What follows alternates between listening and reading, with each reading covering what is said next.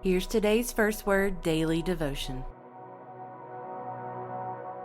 On this 13th day of August, we will follow the same pattern that we did yesterday. We will jump in Nehemiah chapter 11, and then we'll go into the Psalm at Psalm 39, and then we will end today's reading in our New Testament reading in 2 Corinthians. But Nehemiah chapter 11, just as yesterday in chapter 10, we're continuing the same theme of the faithfulness of God. Chapter 11, verse 1. Now the leaders of the people lived in Jerusalem.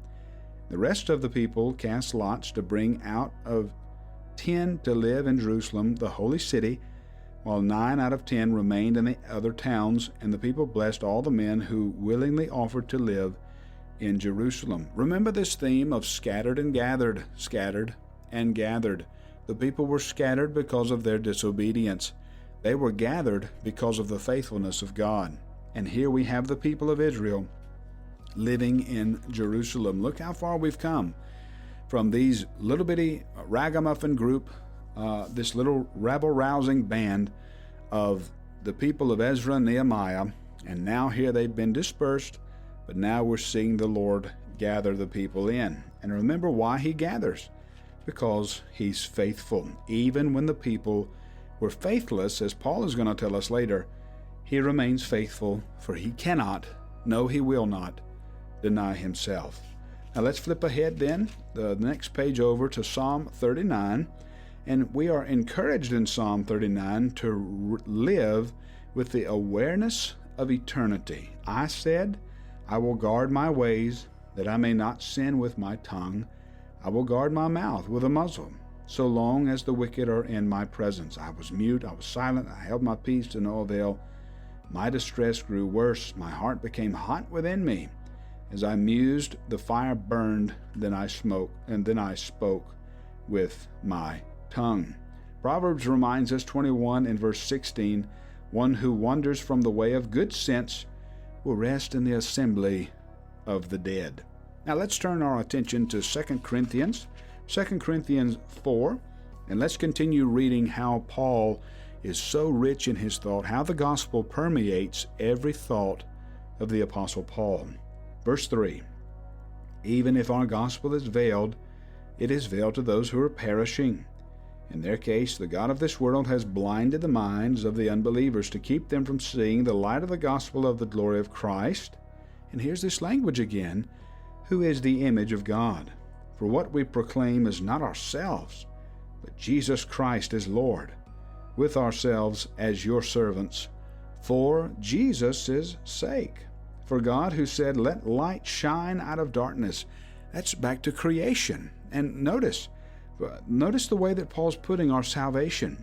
The God who said, let light shine out of darkness, has shone in our hearts to give the light of the knowledge of the glory of God in the face of Jesus Christ. It's no wonder the early church thought that regeneration was more powerful or more special than God's act of creation. And indeed, that idea comes right from Paul, where Paul puts our salvation in terms of creation. And in this case, it's not so much creation as it is new creation or recreation. And we are remade, as Paul has already told us in Romans, into the likeness of Jesus Christ. And Paul has said here in 2 Corinthians who Jesus Christ is. He, of course, is the image of God. Verse 7, we have this treasure in jars of clay. There again, talking about our humanity here, our flesh and blood, to show that the surpassing power belongs to God, not to us. We're afflicted in every way, but not crushed, perplexed, but not driven to despair, persecuted, but not forsaken, struck down, but not destroyed, always carrying in the body the death of Jesus, so that the life of Jesus may also be manifested in our bodies. For we who live are always being given over to death for Jesus' sake, so that the life of Jesus also might be manifested in our mortal flesh. So death is at work in us, but life in you. Verse 14, knowing that He who raised the Lord Jesus will raise us also with Jesus and bring us with you into His presence. Paul is motivated in the way that he lives by the reality of a risen Lord. He saw the risen Lord on the way to Damascus, and it's only fitting that he would live in light of this risen Lord. Once you love him, once you see him, you can never unsee him because the veil has been lifted, and there's no way once you love him to ever quit loving him. Our God is that good. Verse 16, so we don't lose heart, though our outer self is wasting away, our inner self is being renewed day by day. Now, stop right there, believer. Listen to these words. Read it again. Oh, you who worry about the world and all that's in it, you who worry that you wonder what the world's coming to with so much change that's happened.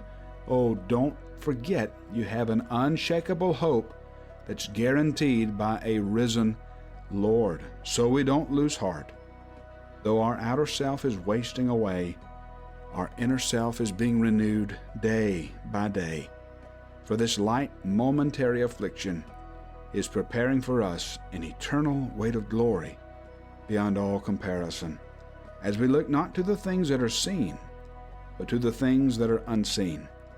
For the things that are seen are transient, but the things that are unseen are eternal.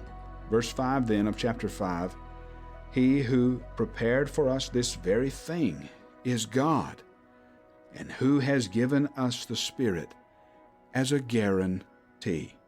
Are you worried today? Are you troubled? Is there much to concern you? Remember that you have unshakable hope, and find comfort in the fact that it's not so much a hope that you have, it's a hope that has you.